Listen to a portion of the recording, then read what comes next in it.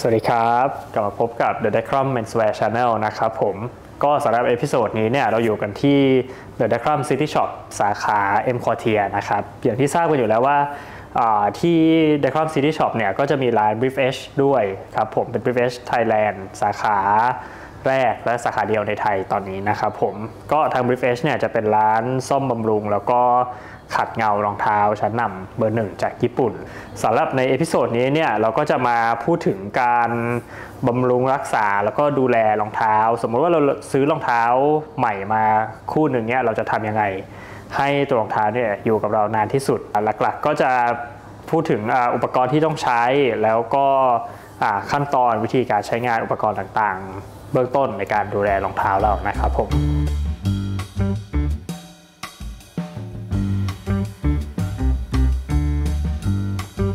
สำหรับการดูแลรองเท้านะครับผมจะขออนุญาตแบ่งเป็น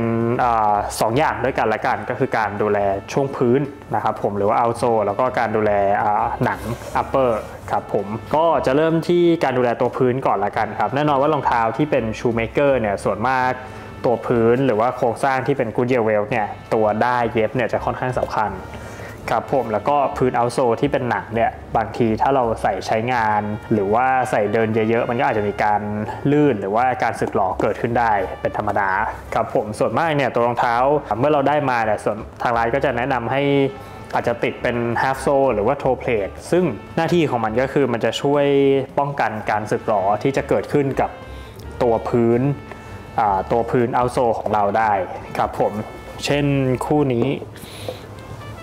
ถ้าคู่นี้ก็จะเป็นการติดทั้งตัว half sole ซึ่งเป็นลักษณะพื้นบางเนี่ยพื้นยางบางๆติดแล้วก็ตัว toe plate ติดบริเวณหัวสาเหตุที่ต้องติดทั้ง2 อย่างเนี่ยจะค่อนข้างแนะนำสำหรับคุณผู้ชายที่ต้องการใช้รองเท้าในชีวิตประจำวันหรือว่าใส่เดินเยอะๆเพราะว่า1เลยคือมันช่วยกันลื่นแล้วก็2คือถ้าเกิดว่ามันมีการสึกหรอเกิดขึ้นเนี่ยแทนที่จะโดนที่ตัวเอาโซเดิมของรองเท้าเนี่ยมันก็จะ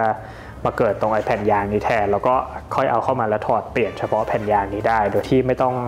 เปลี่ยนพื้นยกเสร็จปกติรองเท้าทรงโลเฟอร์หรือว่ารองเท้าที่เป็นรองเท้าหนังเนี่ยเวลาเดินแน่นอนว่าการสึกหรอเนี่ยมันจะเกิดขึ้นตรงส้นแล้วก็ตรงหัวรองเท้าค่อนข้างเยอะก็เลยเป็นสาเหตุที่ค่อนข้างแนะนำให้ติดตัวโทเพลทที่เป็นโลหะบริเวณหัวตรงนี้มาด้วยเพื่อว่ามันจะได้ยืดอายุการใช้งานแล้วก็ป้องกันการสึกหรอมากขึ้นหรือว่าถ้าใครที่ชอบฟีลลิ่งการใส่พื้นรองเท้าเดิมๆที่เป็นพื้นหนังอาจจะด้วยเสียงแล้วก็สัมผัสของตัวพื้นหนังเดิมๆเนี่ยจะค่อนข้างเป็นเอกลักษณ์นะครับผมก็อาจจะติดแค่โทเพลทบริเวณหัวเพื่อป้องกันการสึกหรอก็ได้หรือว่าถ้าคุณผู้ชายท่านไหนที่ไม่ชอบเสียงของโทเพลทเวลามันกระทบพื้นนิดหน่อยเนี่ยก็สามารถติดแค่พื้นยางอย่างเดียวได้มันก็ช่วยกันลื่นแล้วก็ช่วยกันสึกได้ในระดับหนึ่งแล้วในส่วนของตัวรองเท้าเนี่ยทางร้าน Brief Edge เนี่ยก็จะมีบริการติดกันลื่นแล้วก็กันสึกสำหรับรองเท้าผู้หญิงด้วยซึ่งตัวพื้นสำหรับรองเท้าผู้หญิงเนี่ยจะค่อนข้างมีความบางแล้วก็มีความเหนียวมากกว่าของผู้ชายสาเหตุก็คือเอาโซของรองเท้าผู้หญิงส่วนมากจะมีความบางมากกว่าถ้าติดพื้นที่หนาเกินไปบางทีมันฟีลลิ่งการเดินก็จะเปลี่ยนไปด้วยอันนี้ก็ priority หลักก็คือจะเป็นการช่วยให้มันยึดเกาะได้ดีขึ้นแล้วก็ป้องกันการสึกหรอได้เหมือนกัน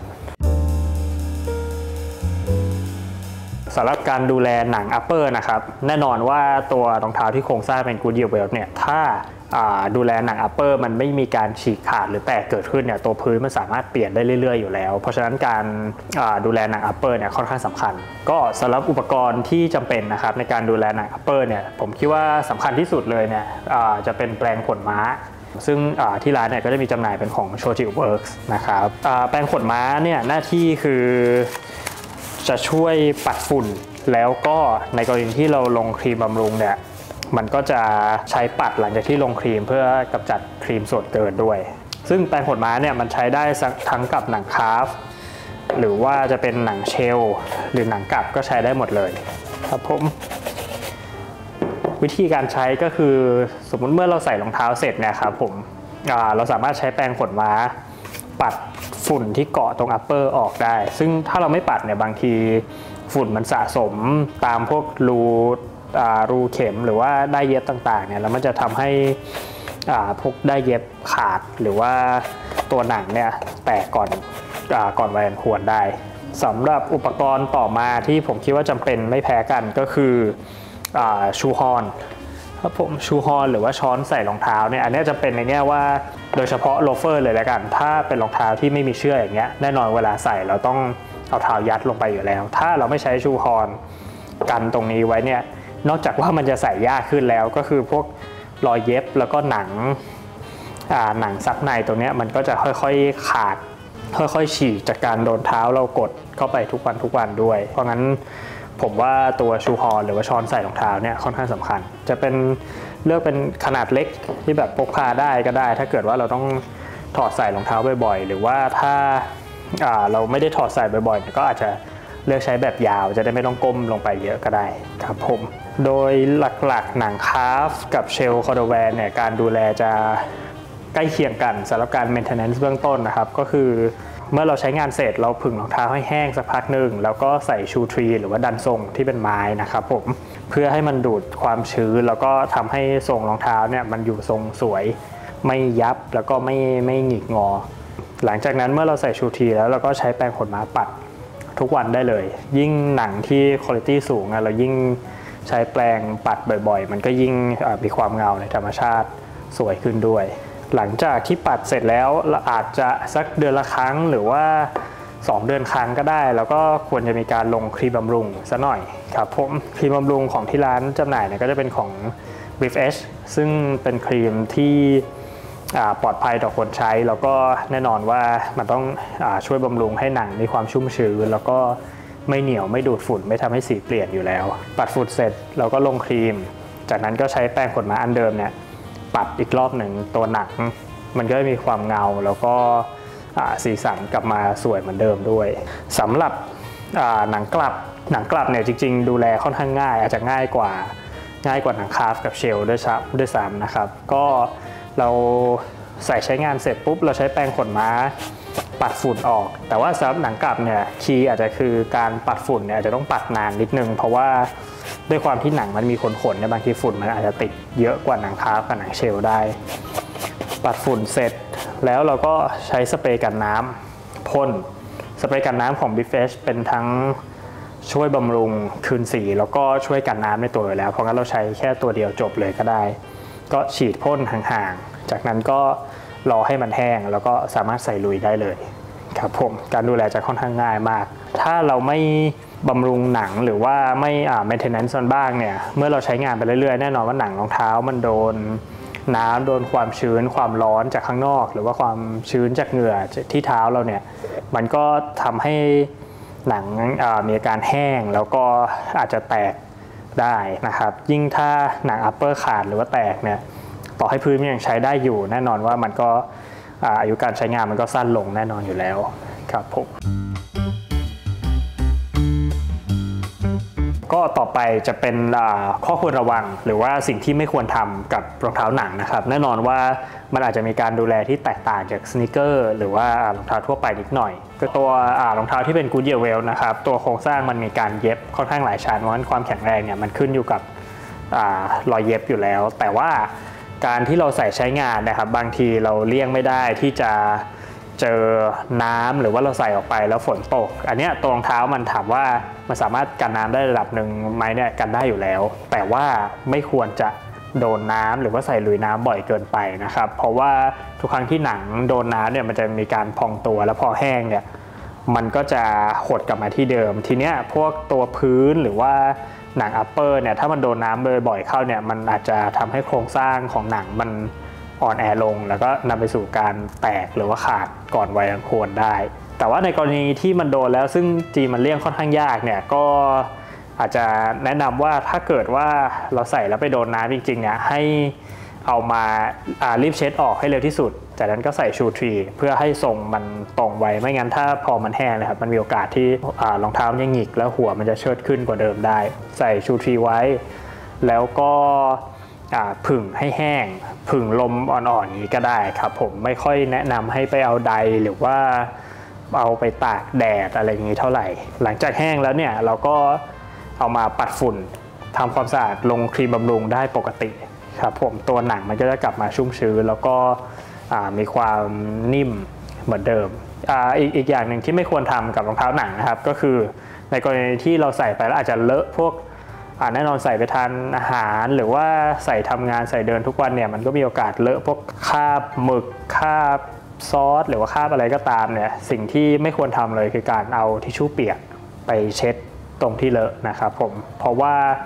ทิชชู่เปียกส่วนมากเนี่ยมันจะมีแอลกอฮอล์แล้วมันสามารถทำให้ตัวหนังด่างหรือว่า texture เปลี่ยนไปได้ยิ่งถ้าเป็นพวกหนังคราฟที่มีความละเอียดสูงมากเนี่ยหรือว่าสีอ่อนเนี่ยบางทีโดนแอลกอฮอล์ไปแล้วสีมันด่างไปเลยแล้วไม่สามารถแก้ได้ครับผมอาจจะต้องเป็นการย้อมใหม่ไปเลยอันนี้ก็อาจจะต้องระวังเหมือนกันอีกอย่างหนึ่งที่ไม่แนะนำให้ทำกับตัวรองเท้านะครับก็คือการนำรองเท้าใส่ทิ้งไว้ในรถเพราะว่าบางทีเนี่ยเราจอดรถตากแดดแล้วอุณหภูมิในรถเนี่ยมันค่อนข้างร้อนมันมีผลทำให้ตัวกาวที่อาจจะเป็นที่บริเวณพื้นหรือว่าหนังอัปเปอร์เนี่ยมันหรือว่ารวมถึงตัวหนังเองเนี่ยมันพอโดนความร้อนมากๆเข้าเนี่ยกาวมันก็เสื่อมสภาพแล้วก็ตัวหนังเนี่ยมีโอกาสที่จะแห้งหรือว่าแตกง่ายกว่าเดิมด้วยยิ่งถ้าเป็นสนีกเกอร์หรือว่ารองเท้าอะไรก็ตามถ้าเราเก็บไว้ในรถแล้วรถตากแดดเนี่ยก็สังเกตว่ามันจะพังค่อนข้างเร็วมากเพราะว่าตัวกาวหรือว่าบางทีพื้นที่เป็นโพลียูเรเทนเนี่ยโดนความร้อนมากๆมันหดตัวครับผมสำหรับข้อสุดท้ายนะครับก็คือถ้าเป็นรองเท้าชูเมเกอร์เนี่ยส่วนมากเขาจะใช้หนังคาฟซึ่งเป็นหนังของลูกวัวรูขุมขนมันจะค่อนข้างเล็กแล้วก็เนื้อหนังเนี่ยมันจะละเอียดมากเพราะฉะนั้นจะแนะนำให้เลี่ยงผลิตภัณฑ์พวกมิงออยล์หรือว่าไข่ปลาวานหรือว่าสเตย์คลีนอะไรพวกนี้นะครับผมบางทีผลิตภัณฑ์พวกนี้มันค่อนข้างมีความเหนียวแล้วก็เหมาะกับหนังที่เป็นหนังของอย่างหนังฟอกฝาดหรือว่าหนังออยล์อะไรพวกนี้มากกว่าครับผมถ้าเรามาลงเนี่ยบางทีมันนอกจากทำให้สีรองเท้ามันเข้มขึ้นด้วยความเหนียวมันนะครับมันจะดูดฝุ่นเข้ามาเกาะที่หนังอัปเปอร์มากกว่าเดิมแล้วก็ตัวครีมมันจะไม่ค่อยซึมลงไปด้วยบางทีการล้างออกก็ทำได้ยากขึ้นแล้วก็การบำรุงหนังรอบต่อไปเนี่ยมันก็ทำได้ยากขึ้นแล้วก็พอมีฝุ่นเข้ามาเยอะแน่นอนว่าหนังมันก็แตกแล้วก็อาจจะขาดได้นะครับผมแล้วก็พวก Stay Clean มันมีตัวทำละลายค่อนข้างเยอะเพราะฉะนั้นถ้ามาใช้กับหนังคราฟหรือว่าเชลเนี่ยบางทีมันทำให้สีมันหลุดลอกออกได้อันนี้ก็ไม่ค่อยแนะนำเหมือนกันแนะนำเป็นพวกผลิตภัณฑ์บำรุงหรือว่า